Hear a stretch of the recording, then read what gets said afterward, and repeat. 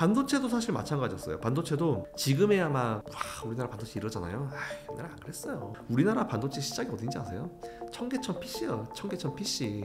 삼성전자 반도체 D램의 시작은 청계천에서 파는 조립 PC에서 시작했어요. 우리나라도 저렴이로 시작했다고요. 그게. 근데 지금의 삼성전자가 된 거잖아요. 모든 업종이 다 그걸 거칩니다. 그렇기 때문에 저는 오히려 지금 투자하고 계신 분들은 비중이 만일 예를 들어서 좀 적다 하시는 분들은 전 단가를 낮추시는 것도 괜찮나 봐요.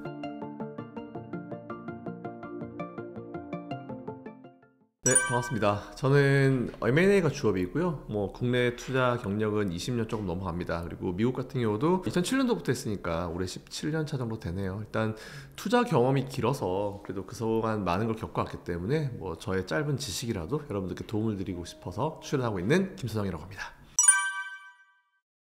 저는 사실 1월 달까지 시장이 분위기가 괜찮을 거라 생각했거든요. 12월 달부터 이제 분위기 괜찮았고 1월 달도 딱히 나쁠 이유가 없다라고 생각했는데 1월은 뭐 시작하자마자 첫날 빼고 쫙 계속 밀어버리더라고요. 코스피 같은 경우는 거의 뭐 역사적인 음봉, 연속 음봉이 나왔잖아요. 그래서 제가 이게 왜 그랬나, 왜 이렇게 이런 상황이 발생했나라고 좀 봤는데 작년 연말에 좀 특이한 케이스가 좀 있었어요. 그러니까 이게 보통은 배당금과 이제 차익 거래를 하거든요, 기관들이. 근데 연말 되면은 물량을 내놔요. 내놨는데 계속 매수를 하길래 얘네들이 도대체 무슨 생각을 가지고 있나라는 그런 생각을 가졌는데 역시나 그때 들어왔던 물량을 아예 올해 초가 되면서 그냥 날려버리더라고요. 날려버리면서 기관의 물량으로 시장이 초반에 완전 초토화가 됐다라고 좀 보시면 될 것 같아서 오히려 저는 그런 이유가 있다라고 하면은 뭐 이거는 뭐 지금 원래 1월 달에 왔어야 했던 추가 상승이 조금 더 딜레이 돼서 오겠구나, 조만간 오겠구나라고 생각하고 있었고, 이게 어쨌든 누군가가 억지로 끌어내려버린 어떤 하락세이기 때문에 이건 여러분들이 크게 마음 쓰실 필요 없다는 생각을 가지고 있고, 여기에 더하기 뭐 몇 가지 지정학적 리스크가 나오긴 나왔죠. 근데 그 지정학적 리스크는 뭐 예전에 러시아 우크라이나 이슈처럼 뭔가 전체 커머디티를 다 올릴 만한 그런 무게감 있는 이슈는 아니니까 그것까지는 걱정하실 필요 없을 것 같고, 중간에 원래 그런 것 같아요. 이제 주식은 원래 심리인데 1월 달에 뭐 7거래, 6거래를 연속 계속 음봉 떨어지니까 분위기가 안 좋으니까 언론에서 당연히 안 좋은 얘기만 할 것이고, 그러다 보면 개인 투자자들이 심리가 안 좋아져 있고, 이런 상태에서 조금만 뭔가 이슈가 나온다 하더라도 사람 마음이 그렇거든요. 최근에 보면은 미국에서 또 이제 부채 상한선 관련해 가지고 이제 협의가 있었어요. 근데 그걸 불과 우리가 한 6개월? 1년 전만 하더라도 그거 한번 있을 때마다 휘청거렸거든요. 근데 요즘에 아무도 신경 안 쓰잖아요. 그런 것처럼 상황이 안 좋을 때 어떤 이슈가 나오면은 그 이슈에 대해서 평소보다 더 많이 걱정을 하는 것 같아요. 그 심리가 딱 1월 달 지금까지 작용을 한 것 같다라는 그런 생각이 들어가지고, 오히려 저는 지금 밀 때 여러분들이 평소에 관심이 있으셨던 종목들을 매수하시는 것도 괜찮을 것 같아요. 제일 중요한 거는 앞에서 말씀드렸던 대로 기관의 매도 물량 때문인데, 또 사실 저는 이게 그냥 소설을 한번 써보자면은 저는 왜 자꾸 공매도랑 연결이 된 건지 모르겠어요. 물론 이제 결론이 안 나오고 분석이 아직 안 돼가지고 이거는 확답을 드리기가 어려운 문제인데, 작년에 공매도가 중지가 되고 나서 이제 기존에 있었던 공매도 물량이 청산이 안 됐어요. 버티더라고요. 근데 그게 외국인이 아니고 그 주된 공매도 세력이 누구냐면 기관이었거든요. 네. 근데 작년에 기관이 연말에 안 하던 짓을 했어요. 올 초에 기관이 물량을 던졌어요. 그래서 저는 이번 달 최소한 1월 달 지나고 나서 전체적인 공매도 시장의 어떤 공매도가 얼마 줄었는지, 청산이 얼마 됐는지 한번 좀 분석을 해볼 생각입니다. 물론 아직 시간이 좀 남아가지고 좀 지켜보자라는 생각을 가지고 있는데, 조금 뭔가 합리적인 의심? 워낙 평소에 그런 행동들을 많이 하니까 좀 그런 의심을 좀 하고 있어가지고, 그거는 제가 오늘 아니고 다음번 출연할 때쯤 아마 설명 좀 드릴 수 있지 않을까 생각하고 있습니다. 반등의 분위기는 조금 왔다고 보긴 봐요. 지난주 주말 정도부터 좀 분위기가 좀 괜찮아졌다라고 좀 보고는 있는데, 이게 뭔가 확 분위기가 개선되는 건 없는 것 같아요. 그래서 조금 이제 시간이 좀 필요한 분인 것 같은데, 1월 달에는 사실 딱 반으로 나왔을 때 앞부분은 진짜 힘들었거든요. 이제 후반부 쪽은 그래도 저는 괜찮을 거라 봐요. 좀 괜찮을 거 봐가지고 1월 달에 빠진 거를 전부 다 커버링 하지는 못하겠지만 그래도 어느 정도는 이제 좀 커버링하고 좀 올라가지 않을까라고 좀 생각하고 있고, 앞에서 말씀드렸지만 원래 1월 달에도 추가적으로 상승해야 되는 그 부분이 아예 사라진 게 아니고 좀 뒤로 딜레이가 좀 됐다 생각해서, 반등하게 되면 그 딜레이된 그 추가 상승분이 좀 나올 수 있을 것 같다는 생각을 가지고 있어가지고 지금은 조금만 더 힘드시겠지만 좀 버티라고 말씀드리겠습니다. 그렇죠. 너무 그렇게 안 좋게 보지는 않아요. 지금 사실 안 좋은 이유가 딱히 별거 없고, 또 그게 있네요. 1월 달에 빠진 이유. 다들 금리 인하를 3월 달에 할 거라고 그랬잖아요. 근데 제가 지난번 출연했을 때만 하더라도 3월 달에 금리 인하 가능성이 거의 70%대 60%대 엄청 높았어요. 동결 가능성이 낮았는데 전 그때도 저는 안 할 것 같은데요. 3월 달에 안 할 것 같은데요. 라고 했는데 주말부터 바뀌었더라고요. 이제 인하 가능성이 40%대로 떨어졌고 동결 가능성이 더 올라갔어요. 그래서 이게 아마 이번 1월 FOMC 끝나고 나면 이제 이번 다음 주에 이제 1월 FOMC 끝나고 나면은 파월 의장이 뭐라고 멘트 할 거거든요. 그 멘트에 따라서 이 분위기가 좀 달라질 수 있어요. 물론 파월 의장이 우리는 뭐 동결을 뭐 조만간 할 생각도 있다 이런 식으로 얘기해버리면 3월 금리 더 올라가죠. 근데 저는 지금까지 최근에까지 나온 연준 위원들의 멘트들이나 이런 기조들로 봤을 때는 그럴 것 같지는 않고 오히려 좀 여기서 파월 의장이 똑같은 얘기를 하지 않을까. 그래서 3월 금리 인하 가능성은 파월 의장 멘트 이후에 오히려 더 낮아지지 않을까. 2월달에 어차피 FOMC가 없기 때문에 1월 말에 FOMC 하고 나서 결과 나오고 나면은 그걸 갖다 멘트를 하게 되면은 이제 오히려 2월 달에는 더 금리 인하 가능성이 낮아지고 동결 가능성이 더 올라가지 않을까라고 생각하고 있습니다. 분위기요?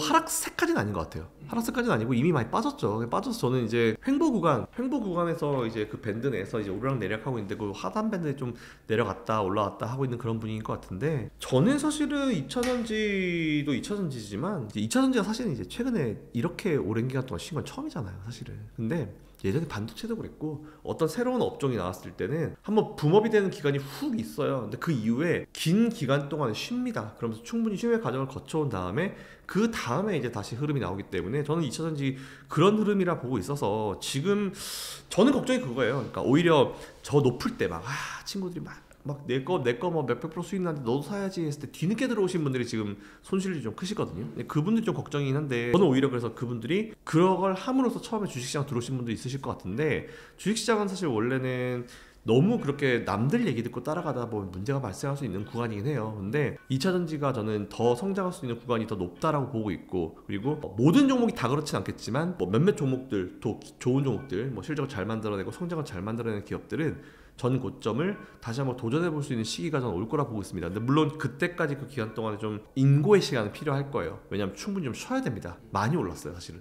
많이 올랐기 때문에 쉬는 구간은 필요한데 그 구간 내에서의 변동성을 좀 버텨내야 된다고 좀 보고 있고요. 2차전지는 지금 리튬 가격이나 여러 가지 배터리 가격의 하락 때문에 이런 얘기를 많이 하고 있잖아요. 근데 오늘도 아마 제가 자료를 좀 띄워드리겠지만 얼마 전에 나온 골드만삭스 자료에서 2025년도까지는 배터리 가격이 떨어질 거다라고 보는데 거기에 각각 항목들을 보시면은 다른 항목들은 사실 그렇게 큰 변화 차이는 별로 없어요. 근데 이제 양극재 가격에 따라 가지고 배터리 가격을 비싸게 팔았다가 싸게 팔았다가 이제 이런 게 나오고 있는데 사실을 보면 2021년과 22년이 한번 위로 확 튀거든요. 22년, 24년 위로 한번 확 튀는데 그거는 러시아 우크라이나 이슈가 발생을 하면서 원자재 가격이 다 올라가 버리니까 그때 양극재 가격도 같이 올라가면서 그 양극재 가격이 올라간 부분을 고객들한테 전가를 하기 때문에 배터리 가격을 비싸게 판 거예요. 근데 그 이유 보시면 이제 양극재 가격은 그 전과 비슷한 수준까지 내려오는 겁니다. 그냥 이게 하락은 맞죠. 높은 구간 대비해서 지금 하락은 맞긴 맞는데 오히려 저는 요 중간에 전쟁 때문에 나간 거는 이제 이건 편집해버리고 이제 원래 구간으로 이제 내려온다. 균형 가격을 찾아간다. 라고 생각하는 게 맞고 이게 사실 2차전지뿐만 아니고 모든 게 다 그래요. 반도체도 마찬가지고 반도체도 지금 AI든지 온디바이스 나오잖아요. 처음에 나오고 지금 엔비디아가 GPU를 비싸게 판다 그러잖아요. 하나에 엄청 비싸죠. 그만큼 수요가 따라가기 때문에 비싼 건데 이게 어느 순간 공급이 많아지잖아요. 그러면 가격이 떨어집니다. 원래 이 경제학은 수요와 공급 이론이 기본이기 때문에 2차전지는 지금은 그 수요와 공급 이론이 조금 예전만 하지 못해가지고 좀 가격이 떨어지는 거고 이제 가격이 떨어지게 되면은 완전히 그냥 끝나는 게 아니고 균형 가격이라는 게 있어요, 경제학에는. 그래서 이제 균형 가격까지 내려오고 그때부터 안정기를 찾아가고 더 이 산업이 성숙해지는 거기 때문에 그 과정이라 보고 있습니다. 반도체도 다 이 과정 거쳐왔어요. 다 거쳐왔기 때문에 저는 이 구간을 여러분들이 너무 걱정하실 구간은 아니다라고 좀 생각하고 있습니다. 일단 회장이 정해져야죠. 포스코는 지금 회장이 교체될 시기예요. 그래서 이게 원래 보통 리더가 바뀌게 되면은 그 회사의 방향성 자체가 어느 쪽으로 갈지 모르니까 그런 부분이라 볼 수 있을 것 같고 이제 보니까 외부 인사 내부 인사에서 한 10몇 명의 리스트업만 됐더라고요. 근데 첫 번째로 여러분이 아셔야 될 거는 포스코 그룹은 국영에 가까운 느낌이기 때문에 정권이 바뀔 때마다 항상 바뀌는 추세가 있어요. 물론 아닐 때도 있긴 하지만 그래서 이제 이거는 당연히 어쩔 수 없이 바뀔 수밖에 없는 부분이었다는 부분 체크해 보시면 될 것 같고요. 그리고 일단은 대표가 나오게 되면은 그분이 대표가 되자마자 분명히 우리는 앞으로 어떻게 하겠다는 경영 방침을 발표를 할 거예요. 그때부터 저는 이제 반등의 신호가 좀 나올 수 있을 거라 보고 있기 때문에 포스코 홀딩스를 비롯해서 그 포스코 그룹들은 일단 지금은 몇 년 전까지 사실은 하이닉스가 그랬잖아요. SK까지 이제 인수되기 전까지는 리더가 없기 때문에, 전문을 하는 사람 없기 때문에 되게 회사가 왔다 갔다 했었는데, SK가 인수를 하면서 딱 경영으로 들어가고 돈을 부으면서 이제 분위기가 나오고 있는 거잖아요. 포스코도 똑같아요. 어디든지 간에 리더가 되게 중요한 거기 때문에, 리더가 모든 일을 다 하진 않지만 리더의 경영 방침이 중요한 거기 때문에 그 리더가 정해진 시점이 되면은 분위기 좀 달라질 수 있을 거라 보고 있습니다. 그리고 포스코는 2차전지 관련주로만 보시는 게 아니고 철강주로도 봐야죠. 그죠? 근데 철강주는 일단 지금 일본한테 좀 밀리고 있죠. 근데 이건 어쩔 수 없어요. 사실 이거 일본이 너무 엔저로 밀면서, 예전에 이제 일본의 철강은 어떤 이미지였냐면 퀄리티는 굉장히 좋은데 비싸. 그것 때문에 사실 일본 철강이 안 팔리고, 우리나라 철강의 장점 중에 하나가 뭐였냐면은 단가도 괜찮고, 그리고 약속 기일을 기가 막히게 지켜줬거든요. 언제까지 우리 필요해 가면 오케이 이러고 그냥 딱 그 기일을 맞춰주는 게 우리나라의 장점이었는데, 지금은 퀄리티 좋은 일본의 철강이 엔저를 등에 업고 판매를 하니까 당연히 우리는 상대적으로 지금은 좀 뭔가 밀린다기보다는, 예전보다 밀린 게 맞죠. 근데 지금은 일본한테 꽤나 많은 퍼센티지를 나눠준 건 사실이다. 이렇기 때문에 엔저가 좀 끝난 시점쯤 되면은 오히려 이 철강도 같이 좀 도움을 주지 않을까. 그러니까 지금 포스코 그룹을 보면 대표가 없어가지고 뭔가 경영이 좀 방향을 못 잡고 있는 부분, 좀 아쉬운 부분. 게다가 2차전지 쪽은 투자 굉장히 많이 해요. 굉장히 투자 많이 하고 있고, 지금 뭐 주가 뭐 누가 2차전지 업을 요구하든지 기업들은 별로 신경 안 써요. 왜? 자기들이 판단했을 때 2차전지는 더 높은 구간이 있을 거라 보고 있고, 성장을 더 할 수 있는 쪽이라 보고 있기 때문에 신경 안 씁니다. 그런 거 그러든지 말든지 그냥 우리는 계속 투자하는 거예요. 그냥 이럴 때 묵묵하게. 그런 걸 보는 게 되게 중요해요. 여러분이 어떤 기업을 볼 때 그 회사의 네임밸류를 볼 게 아니고, 지금 다들 어렵다고 할 때 이 회사가 우리도 어려우니까 투자를 하지 말자 이러고 있는지, 아니면은 니들이 어렵다고 하는지 말든지 간에 우리가 봤을 때는 앞으로 성장을 더 할 수 있기 때문에 우린 투자할 거야 이러고 있는지 봐야 되고, 그리고 미래의 어떤 새로운 쪽으로 계속 도전하고 개발하고 발전시키는지 그걸 봐야 됩니다. 비전을 봐야 돼요. 근데 오히려 지금 우리나라의 웬만한 기업들이, 2차전지 기업들이 다 그러고 있기 때문에 저는 이 정도쯤 되면 좀 무리가 없을 거다라고 보고 있고요. 그리고 포스코는 정리해드리면, 일단 대표가 정해져야 되죠. 첫 번째 대표가 정해져야 되고, 그리고 2차전지 쪽은 지금 다른 2차전지가 쉬면서 같이 좀 쉬어가는 구간이다. 근데 이게 조만간 쇼커버링을 필두로 분위기가 좀 반전될 것이다. 세 번째로 최강 쪽은 두 가지, 그죠? 중국이 살아날 때요. 중국은 아직까지 지금 계속 그러죠. 아마 오늘도 금리를 동결할 것으로, 이제 어쨌든 중국은 부양책을 계속 쓸 것으로 예상이 되고 있는데, 금리 인상 쪽은 절대 생각 없겠죠. 지금 생각이 있는데, 어쨌든 중국이 좀 살아나면은 좀 더 힘을 받을 수 있는 요인이 될 것이고, 그리고 일본의 엔저가 좀 끝나게 되면은 좀 최강 쪽도 에너지를 받을 수 있을 것 같은데, 엔저는 제가 봤을 때는 올해까지는 갈 것 같아요. 올해까지는, 작년에도 말씀드렸지만 똑같이 올해까지는 갈 수 있어서 올 연말쯤 되고, 그러니까 이게 오히려 미국의 금리 인하 시점을 기다려야 돼요. 그래서 저는 9월 달쯤에 금리 인하를 할 거라고, 첫 금리나 9월로 연준이 할 거라고 보고 있기 때문에, 그때쯤 되면은 일본도 아마 좀 분위기가 바뀔 겁니다. 그래서 그때부터 엔저가 슬슬 이제 정리가 되는 분위기로 가지 않을까 생각하고 있고, 그래서 투자하실 때는 그런 기본적인 어떤 전체 그림을 그리고 하시는 게 좋을 것 같다는 말씀드리겠습니다. 이게 작년 재작년에 우리가 경험을 되게 많이 했잖아요. 제가 뭐 다양한 채널에서 나와서도 말씀을 많이 드렸지만, 정말 제가 리플로 욕을 많이 먹었거든요. 근데 그때 뭐라고 했냐면은, 경기 침체 때문에 주식을 하지 말자 뭐 이런 얘기가 되게 많았었고, 너무 상황이, 반도체 특히 욕 엄청 많이 먹었었고. 근데 주식이란 건 그런 것 같아요. 일단 제일 중요한 거는 그 기업이, 앞에서도 말씀드렸지만 얼마나 노력을 기울이고 있는지가 진짜 중요합니다. 예전에 태양광 때 그랬어요. 태양광 때 OCI라는 기업이 있었잖아요. 잘 될 것 같다라고 싶어가지고 할 때는 엄청나게 투자 많이 하고 공장 증설하고 라인 늘리고 엄청 그랬었거든요.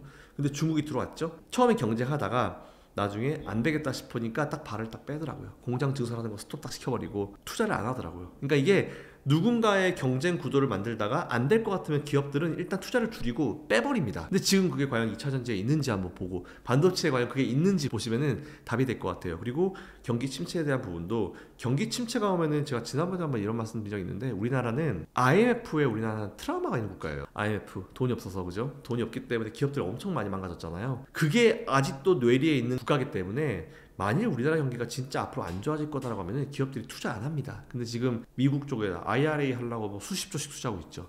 국내에도 지금 뭐 삼성 엄청 투자하고 있죠. 이것 자체가 지금 우리가 느끼는 거랑 그 기업들이 느끼는 거랑은 지금 다르다는 거예요. 그래서 저는 오히려 이게 답이 될 거라 보고 있어서 포스코도 마찬가지예요. 투자 엄청나게 많이 하고 있고 계속 발전하고 성장하고 뭐 누가 뭐 2차전지 뭐라고 하든지 철강 뭐라고 하든지 간에 신경 안 써요. 그냥 자기들 갈 길 갑니다. 저는 그게 답이라 봐요.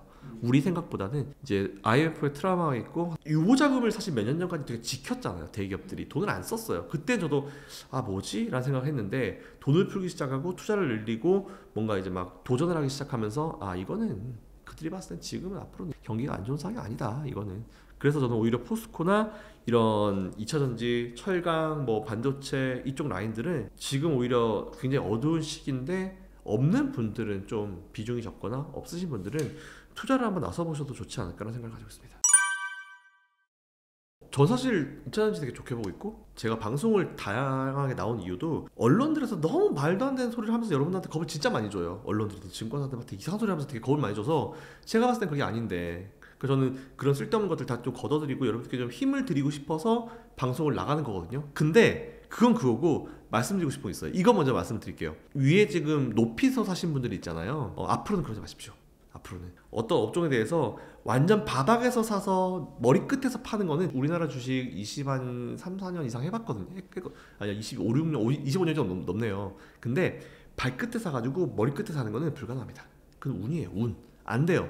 그래서 제가 왜 이 말씀 드리냐면은 높이 사가지고 손실이 크신 분들은 앞으로 새로운 종목을 매수하실 때는 공부를 하세요. 먼저 공부를 하신 다음에 제가 왜 지금 이렇게 안 좋은 상황에서 공부하라고 해가지고 어떤 사람들은 이런 상황에서 공부를 하고 가시잖아요. 그거 되게 모르시는 거예요. 시장 좋을 때는 공부가 안 돼요. 왜냐면은 사면 다 수익이거든. 공부 따위가 필요 없어 보이거든.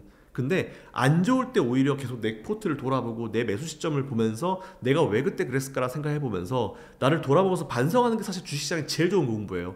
전 지금이 되게 좋은 공부 시점이 될 것이고 이 얘기는 제가 뭐 다른 채널을 통해서 작년 경기 침체가 정말 심해서 우리나라 지수 계속 내려가고 저점 찍고 할 때 똑같이 드렸던 말씀이에요. 오히려 안 좋을 때 공부를 더 하셔라. 안 되겠지만 하셔야 된다는 말씀드렸고 오히려 높이 사신 분들은 비중 높게 사신 분들 몰빵하신 분들은 앞으로 안 그러시면 됩니다. 2차전지는 기회를 줄 거예요. 다시 여러분들의 매수가 근처라든지 뭔가 더 높은 자리라든지 종목별로 다를 겁니다. 물론 근데 기회를 줄 겁니다. 근데 똑같은 실수를 다시는 반복하면 안 돼요. 처음 실수인데 두 번부터 실수가 아니고 실력으로 넘어가는 거거든요. 그렇기 때문에 앞으로는 그러지 마시라는 말씀을 먼저 좀 드리고 싶고 넘기고 이제 힘을 좀 드릴 수 있을 만한 말씀 드리면 모든 업종이 그래요. 사실은 저도 종목 투자하면서 마이너스 50% 60%짜리 엄청 많이 갔었거든요. 근데 이제 그 회사의 어떤 미래나 뭐 이런 걸 보고 했을 때 뭐 나중에 결론적으로 100% 200% 수익 내고 끝낸 적이 되게 많았었어요. 반도체도 사실 마찬가지였어요. 반도체도 지금에야만 와 우리나라 반도체 이러잖아요. 옛날에 안 그랬어요. 우리나라 반도체 시작이 어딘지 아세요?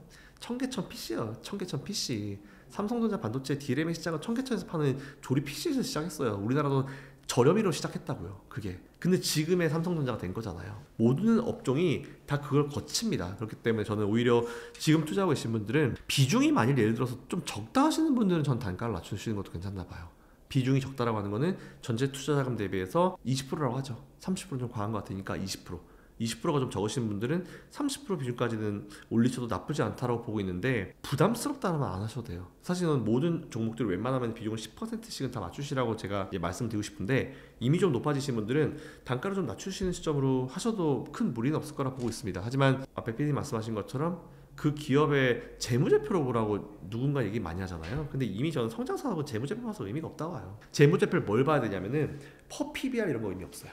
퍼 PBR은 계산이 안 돼요. 그러면은 뭐 테슬라는 엔비디아는 계산되나? 뭐 테슬라는 이날부터 뭐 퍼 PBR 보고 올라왔나? 그러면서 테슬라도 그 높은 퍼와 높은 PBR을 보면서 지금 미국의 증권사들은 너무 비싸다 하면서 계속 공매도 때리면서 그걸 이어먹고 이제 올라온 게 지금의 테슬라예요. 그래서 저는 오히려 그런 성장산업 같은 경우는 퍼나 PBR이 의미가 없다라고 좀 봐요. 사실은. 그래서 뭘 봐야 되냐? 여러분들이 뭘 봐야 되냐? 기업의 실적, 매출, 영업이익, 순이익 그 그래프를 하나 만들어 보세요. 그래서 저는 처음에 상장했던 시기부터 그거 정도는 금방 하거든요. 사실은 재무제표 깔아놓고 이제 30분이면 해요. 그래서 매출의 영업이익, 순이익을 쫙 엑셀을 정리하신 다음에 그래프를 딱 한번 만들어 보세요. 그래서 그 그래프의 높낮이를 보시면서 이제 보통 우리가 차트를 공부할 때 막 21선 막 이런 거 하잖아요. 그런 거 하지 말고 먼저 처음에 추세선을 긋는 연습을 하십시오. 그래서 이 기업이 성장을 하게 되면은 중간에 꺾이는 시점 분명히 있어요. 삼성전자 차트 한번 보세요. 이렇게 갔다 완전 박살난 적도 진짜 많아요. 근데 결국은 오르락 내리락하면서 올라가는 게 주식이거든요. 그러니까 2차전지 실적 분석할 때 PBR 퍼 이런 거 보지 마시고 그냥 차트를 보시되 아니면 매출의 영업이 이 기업들 실적의 차트를 보셔가지고 성장성에 맞춰지는지 그걸 보시라고 말씀드리겠습니다. 아 피곤합니다. 진짜 피곤한 상황이고 이런 거 좀 안 맞았으면 좋겠는데 LFP 배터리는 어쩔 수 없는 선택이긴 했을 거예요. 기업들이 결국은 이제 처음에는 퀄리티로 나가다가 나중에 결국은 퀄리티가 비슷해지게 되면은 가격을 좀 낮추면서 이제 서로 가격 경쟁을 하거든요. 근데 테슬라가 지난번에 일론 머스크가 나왔을 때 뭐라고 그랬냐면은 순이익을 우리가 회사의 순이익을 좀 잃는다 하더라도 시장 점유율을 잡아오기 위해서 노력하겠다라는 얘기를 한 6개월 전에 했었거든요. 그래서 저는 그때 테슬라가 뭔가 부품을 바꾸겠구나. 배터리는 바꾸지 마라. 배터리는 아닌 것 같은데 근데 워낙 배터리가 전체차 가격대에 꽤나 높은 부분을 차지하고 있죠. 그래서 배터리가 바뀔 수밖에 없을 거라 보고 있는데 부디 잘 먹혔으면 좋겠다는 생각을 했지만 저는 겨울에 분명히 문제가 생길 수밖에 없을 거라 봤어요. 사실 휴대폰도 되게 재밌는 게 휴대폰도 왜 차에다 끼우고 다니잖아요. 근데 이제 차에 끼우는 거기 보면 뒤에 이제 에어컨 바람이 나오는 곳이 있어요. 여름에 너무 더워가지고 휴대폰 껴놓고 충전 안 한 상태에서 이제 껴놓고 이제 에어컨을 틀어버리면 그 배터리가 굉장히 빨리 납니다. 그러니까 모든 배터리가 마찬가지예요. 찬바람 들어가면 평소보다 이제 떨어지거든요. 방전이 좀 잘 돼요. 근데 이제 이 LFP는 특히나 삼원계도 문제가 돼요. 당연히 전기를 이용한 이 전기라고 하는 거는 추우면은 떨어집니다, 효율이. 그래서 어쩔 수 없는데 사실 LFP는 삼원계보다 더 심하게 떨어지죠. 그래서 저는 사실 그래서 좀 걱정을 많이 했어요. LFP 최근에 테슬라도 많이 채택을 했죠. 가격을 좀 싸게 하려고 이제 채택을 했는데 그거는 뭐 우리나라도 마찬가지고 그래서 어느 정도는 영향을 좀 받을 수 있을 거라 하는데 지금 미국의 한파잖아요. 체감온도 영하 40도 50도 사실 이런 케이스는 많지는 않은데 오히려 그 많지 않은 케이스가 발생을 하면서 테슬라가 좀 많이 퍼졌죠. 시카고 같은 데서. 근데 전 세계에서 전기차의 보급률이 제일 높은 곳이 어디냐면 노르웨이 쪽. 노르웨이예요. 노르웨이 춥잖아요. 그죠?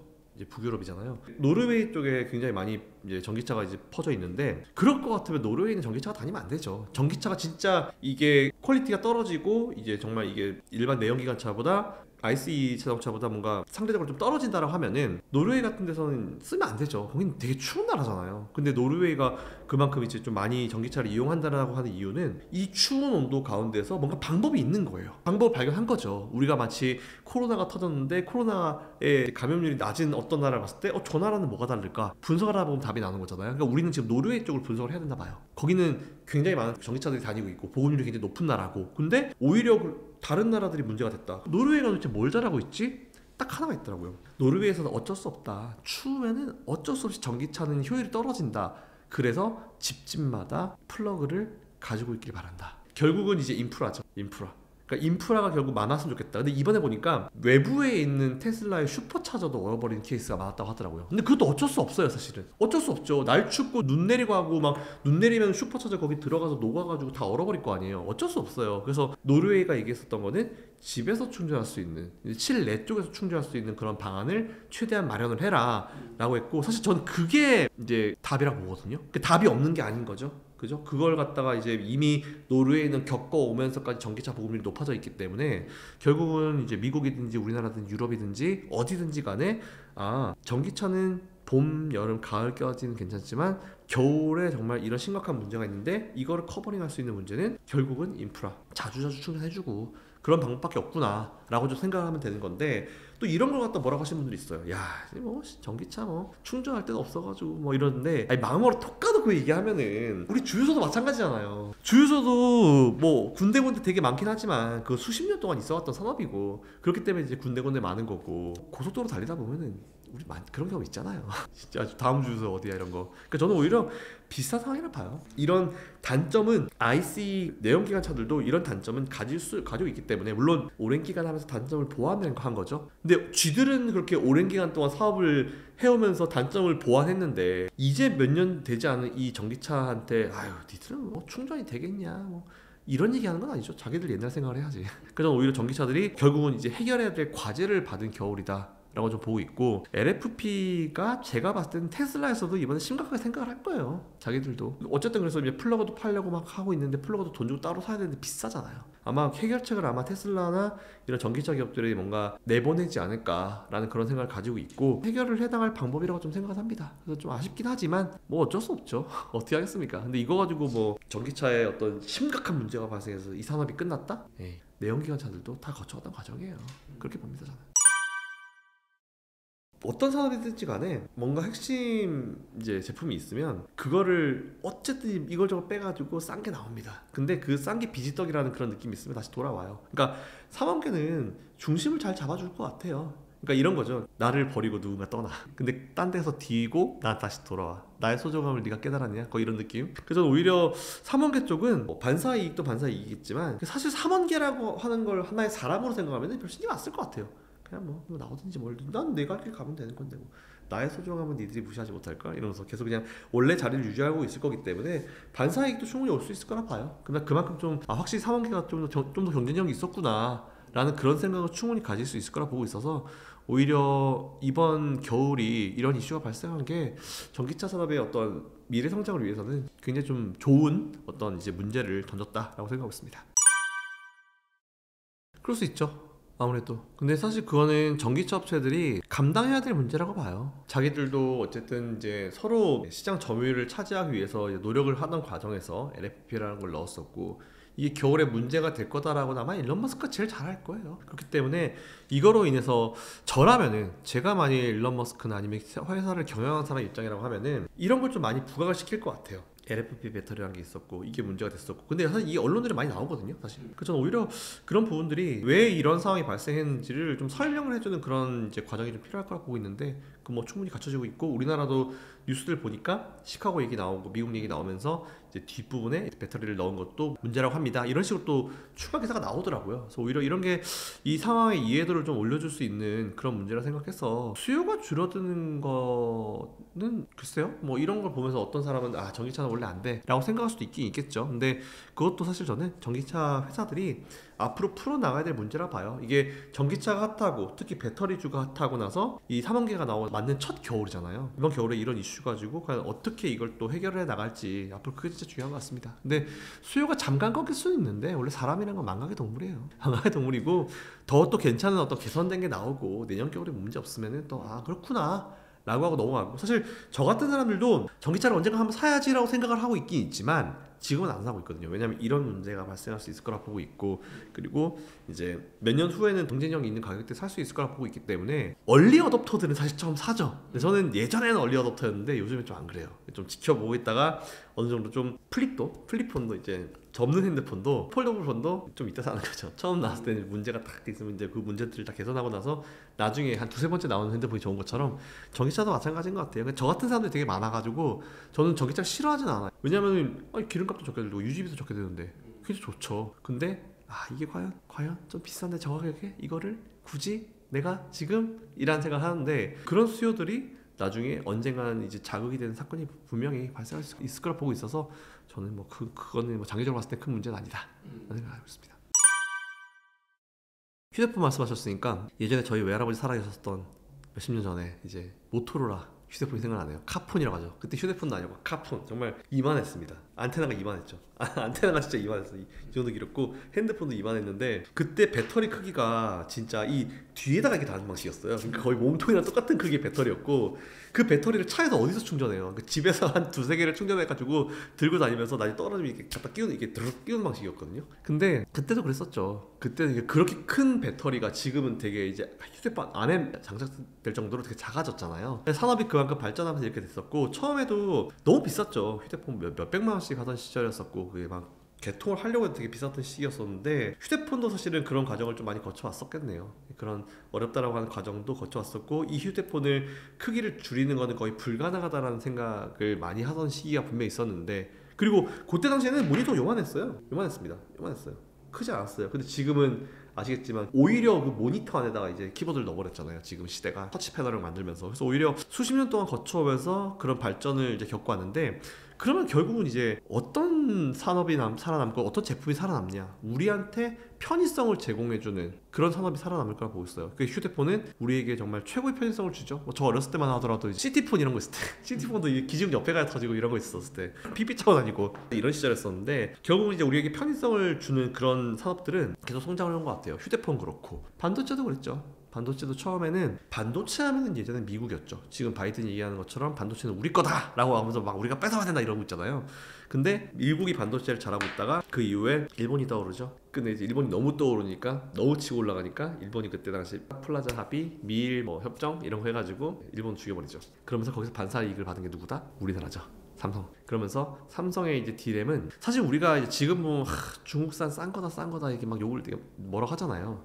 근데 우리도 그랬어요. 반도체도 옛날에 아까도 말씀드렸지만 청계천의 조립 PC 거기서부터 들어가는 D램, 정말 싼 D램, 거기서부터 우리도 이제 가격 경쟁력을 가지고 시작했었기 때문에, 그러면서 시장 점유율을 높이면서 퀄리티를 올려가지고 지금의 어떤 산업이 된 거기 때문에, 사실 반도체 처음 할 때도 이병철 회장님이 처음에 이제 반도체를 시작하셨고, 그때 당시에 삼성 임원진들이 이거 때문에 삼성 이 반도체 때문에 삼성이 망할 거다라는 그런 내용이 되게 많았어요.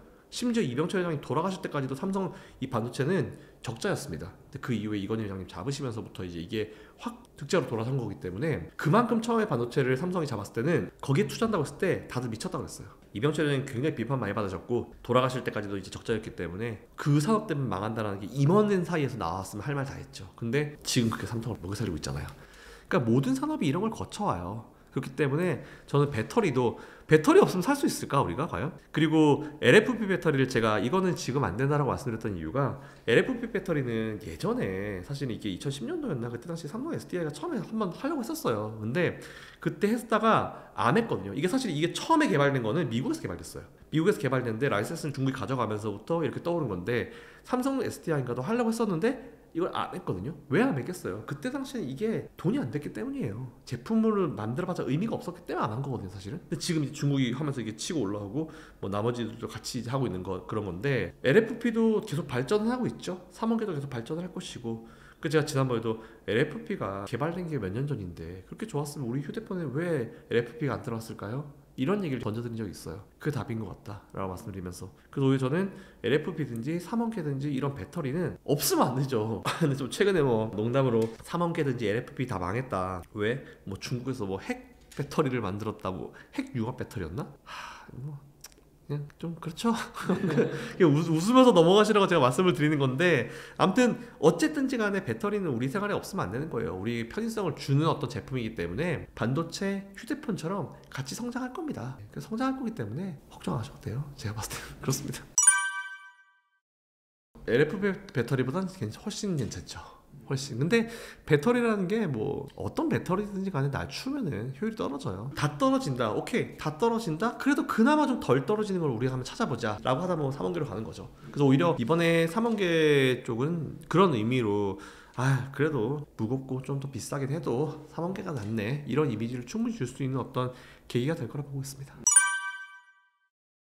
인프라 확충이 지금부터는 좀 우리가 생각했던 것보다 좀 빨리 하겠네라는 그런 이미지를 줄 수 있을 것 같아요. 특히 전 요즘에 이번에 이제 외부에 있는 슈퍼차저 같은 게 얼어가지고 이제 이용을 못했다는 얘기가 나왔잖아요. 그래서 뭔가 개별적으로 사용할 수 있는, 그런 개인이 가질 수 있는 그런 어떤 포터블한 그런 충전기, 이런 것들이 좀 더 뭔가 각광을 받을 수 있지 않을까라는, 노르웨이처럼 각자 집에 하나씩 다 가지고 있는 그런 상황이 좀 발생하지 않을까. 근데 사실 우리나라 같은 경우는 이제 아파트가 많기 때문에 그게 좀 불가능하긴 하죠. 근데 물론 아파트고 지하에다 주차장에 이제 다 배터리들이, 충전기들이 있기 때문에 미국처럼 막 노출돼 있는 그런 상황이 많지는 않아요. 그래서 오히려 외부 충전소들은 그럴 수 있지만, 실내 충전소, 실내 인프라에 대한 뭔가 중요도는 좀 아마 이번 계기로 좀 심각하게 생각하지 않을까. 인프라가 좀 그쪽으로 좀 발전할 수 있는 가지가 좀 펴지지 않을까, 이렇게 생각하고 있습니다. AI도 가야 할 길이죠. 사실 AI 반도체라는 게 나오면서 이 반도체 시장을 살렸어요. 작년에 미국을 살렸고, 삼성전자와 SK하이닉스를 살렸고, 사실 그동안 반도체는 이제 우리가 파운드리 막 이쪽만 집중을 하고 있었잖아요. 근데 AI 반도체라는 얘기가 나오면서 파운드리에 대한 관심이 조금 떨어지고, 다들 AI, 온디바이스 이쪽으로 다 싹 넘어가고 있긴 있어요. 확실히 AI가 거의 누군가는 그러죠. 이제 인터넷이라는 그 단어 이후에 가장 우리의 생활을 많이 바꿔주는 어떤 단어가 될 것이다 라는 그런 얘기가 나오면서, AI가 발전함에 따라서 AI 발전에 함께 가야 될 그런 업종들이 뭐가 있을까라는 얘기가 나오니까 당연히 반도체는 갈 수밖에 없는 것이고, 더 높은 퀄리티 반도체, 더 사양 좋은 반도체, 이런 것들이 주목을 받고 있기 때문에 AI의 성장에 따라서, AI 산업의 어떤 기대감에 따라서 반도체도 그만큼 기대감을 가지고 더 성장할 수밖에 없는 그런 구간이 되지 않았나 라고 생각하고 있습니다. 정말 쉽게 얘기하면은 기존 반도체 여러 개 붙여놓은 거예요. 여러 개 붙여놓고 더 작게 만들고 그런 겁니다. 뭐 겹치잖아요.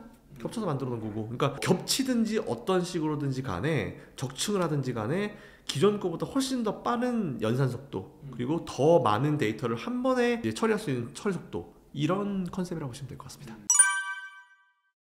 이번에 보니까 작년 기준으로 이제 반도체 공급사들의 매출 순위가 나왔어요. 근데 인텔이 1위로 올라왔더라고요. 삼성이 2위고. 그리고 뭐 그 밑에 뭐 퀄컴이 뭐쭉 있는데 좀 눈에 띄는 거는 AMD가 좀 많이 치고 올랐다는 거. 그리고 정말 눈에 띄는 거는 원래 12위권 정도 되던 엔비디아가 5위인가 6위까지 올라왔어요. 한 번에 5위였던 걸로 기억하는데 한 번에 치고 올라왔어요. 근데 이게 6위권까지를 봤을 때 나머지가 다 미국 기업이고 2위와 6위에 삼성전자와 SK하이닉스가 있습니다. 근데 이게 사실은 저는 어떤 문제가 있냐고 보면 뭐 삼성이 1위다가 2위로 밀려? 근데 우리나라 사람들은 꼭 뭐든지 1등을 해야 된다는 그런 뭔가 강박이 있는 것 같은데 2등, 3등, 4등, 5등, 6등도 잘 먹고 잘 살거든요 사실은. 근데 1등을 해야 된다는 강박이 있는 것 같은데 지금 삼성전자 입장에서 한번 생각을 해볼게요. 어떻게 보면은 작년 같은 경우는 삼성전자는 나의 모든 총력을 동원해가지고 인텔과 싸울 수 있는 상황은 아니었어요. 왜? 첫 번째, 삼성전자의 주 매출 국가가 어디였습니까? 중국이었잖아요. 중국이 반도체 못 팔잖아요. 못 팔아요. 뭐만 하면 못 팔아요. 미국이 지금 저렇게 중국을 멱살잡이를 하고 있고 중국한테 반도체 제조 장비도 팔지 마라, 반도체도 팔지 마라 이런 식으로 나오는데 당연히 삼성은 중국향 매출이 높은 기업인데 매출이 떨어질 수밖에 없죠. 근데 인텔이나 나머지 미국 기업들은 자기네들 안에서 매출을 만들잖아요. 걔네들 중국에 팔긴 하지만 물론 엔비디아가 중국에 많이 팔긴 하지만 그렇게 우리 삼성처럼 되게 중요한 고객이라고 볼 수는 있지는 않아요. 오히려 중국에 팔면 매출이 더 증가할 수 있는 효과는 있겠죠. 근데 자기네들끼리도 잘해요. 근데 우리는 중국이 없으면 어디다 해야 돼요? 미국에 가져와야 되는데 미국 지들은 지들끼리 다 하고 있고 당연히 이런 상황이니까 삼성이 매출적인 측면에서 밀릴 수밖에 없겠죠. 첫 번째. 두 번째, 작년에 어쨌든 제가 봤을 때 저는 미국이 의도한 거라 보고 있는데 강달러 만들었잖아요. 달러의 힘을 보여주기 위해서 위안화의 어떤 달러의 힘을 보여주기 위해서 강달러 만들었잖아요. 맞는 거잖아요 그거는. 근데 그 상황에서 우리같이 수출을 해야 되는 국가 입장에서 차기들은 비교했을 때 어떨까요? 과연 이게. 그러니까 우리나라 삼성은 작년에는 주요 매출처도 뺏겨. 그리고 환율로도 불리해. 이런 상황을 겪었는데도 불구하고 그렇게 큰 차이 없이 인텔과 2위를 유지했다는 거. 그리고 물론 이제 SK하이닉스는 2개가 내려왔더라고요. 원래 4위였다 6위까지 내려왔는데 2개가 내려서 좀 아쉽긴 하지만 그래도 이런 상황에서 좀 잘 버텼다. 그래서 저는 오히려 삼성전자와 SK하이닉스를 저는 못했다로 뭐라 할 상황은 아니라 봐요. 아니 공정한 상황에서 싸워가지고 밀리면 뭐라고 해야죠. 정신 차려라, 너 똑바로 해라 이렇게 해야죠. 근데 공정한 상황이 아니잖아요. 주요 매출처 뺏겼고 환율 불리하고. 그러니까 저는 오히려 그런 거를 감안해서 생각해야 된다라고 생각하고 있습니다. 중국만 뚫리면 중국만, 미국이랑 중국이랑 싸움만 끝나면 저는 사실 시간 문제라 보는데 그건 좀 길어질 것 같고 일단 올해 삼성전자의 주가 9만전자 저는 확답은 못해요. 사실은 못합니다. 완전 상황이 괜찮아져야 되는데 일단 환율적인 부분에서는 그래도 최근에는 좀 다시 1300원 위로 올라왔더라고요. 다시 쭉 강달러로 가가지고 지금은 조금 영향을 받는 상황이 되고 있는데 삼성전자가 사실 우리가 보면은 반도체도 중요하지만 이번에 갤럭시 S24가 나왔어요.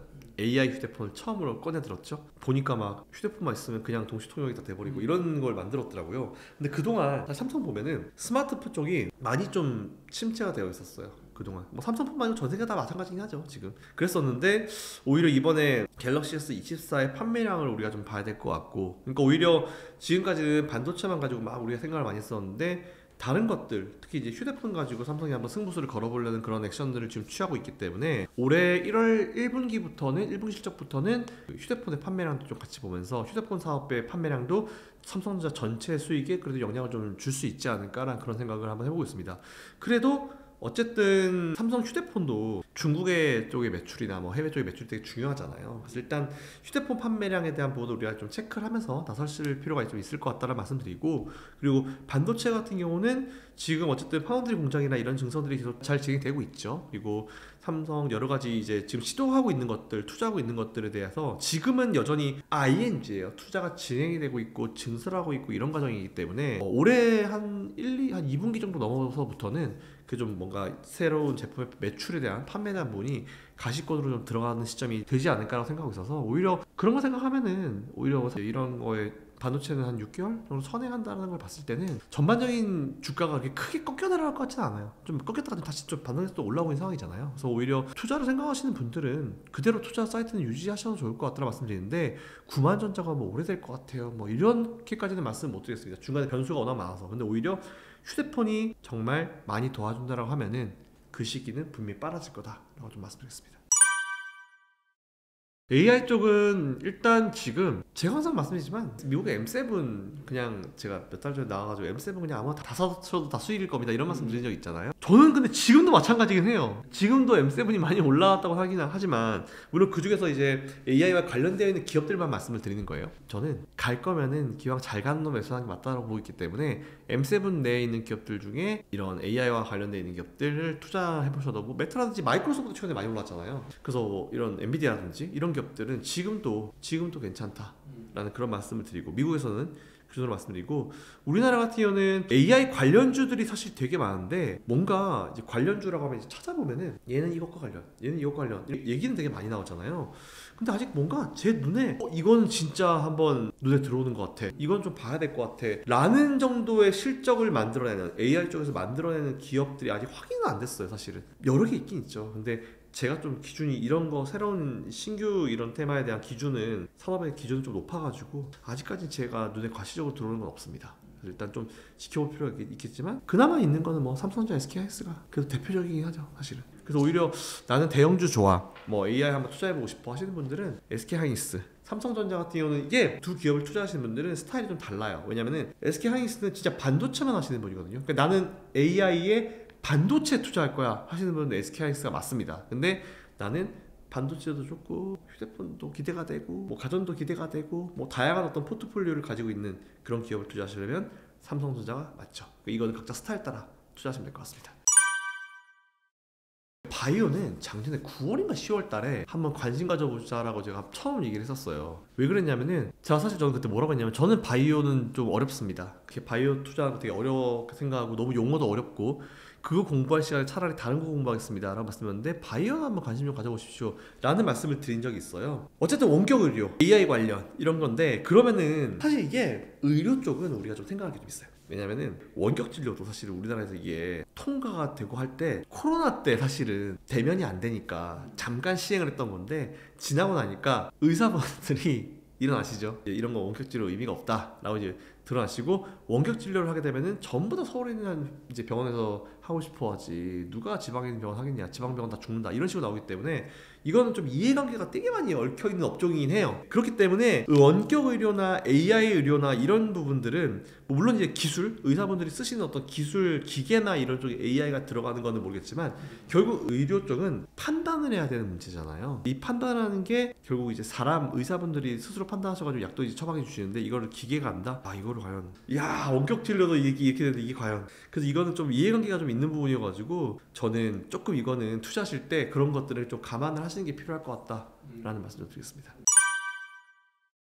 확실히 테슬라가 몇 년 전부터 이제 유능한 로봇 공학자들을 굉장히 많이 스카웃을 합니다. 굉장히 많이 스카웃을 해가지고 만들고 있고, 예전에 한번 그때 로봇 만들겠다 해서 사람 쫄쫄 입고 나가지고 춤추잖아요. 근데 그 이후에 확실히 로봇이 나왔고 퀄리티가 많이 올라갔어요. 지금은 막 유튜브 가서 보시면은 막 점프하거나 계란을 누르거나 막 뭐 옮기거나 하는 그 정도 퀄리티까지 만들어지고 있거든요.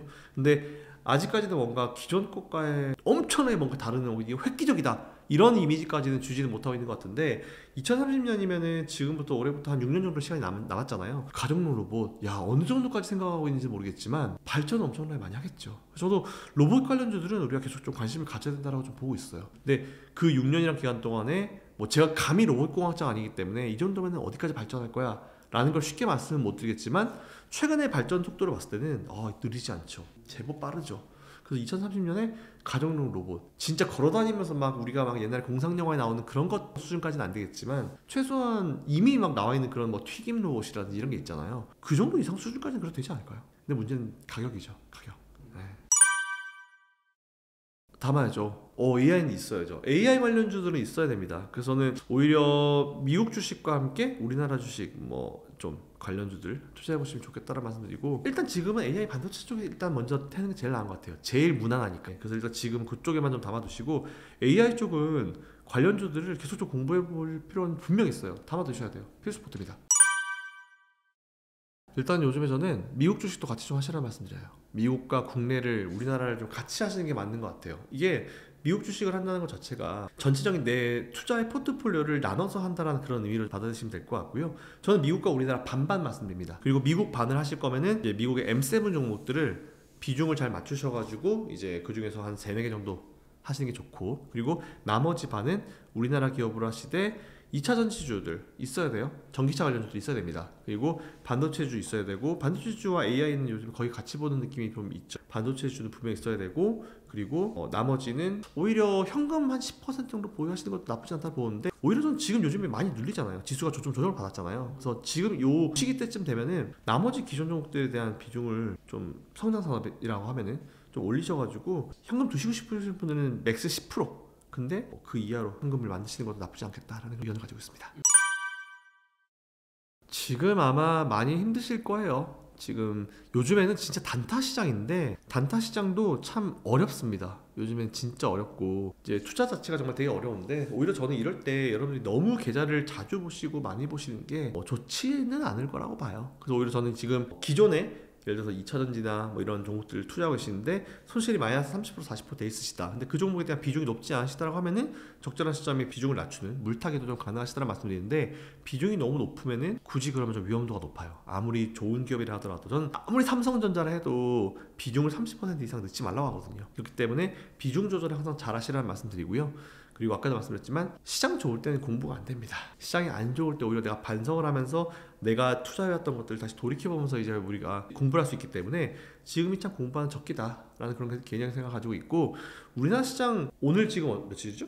1월 22일이죠. 1월 22일보다 올 연말에는 더 높은 자리 있을 거예요. 미국이든지 우리나라든지 중간에 돌발 이슈가, 미국은 대선 모르겠다, 미국은 대선 있으니까 모르겠다, 근데 이런 뭔가 중간에 심각한 돌발 이슈가 있지 않은 이상 지금 정도로만 무난하게 진행된다고 하면은 지금보다는 더 높은 자리에서 이제 올해를 마감할 거기 때문에 전체적인 그림을 그렇게 짜시고 투자를 이어나가시면 좋겠다라는 말씀드리겠습니다.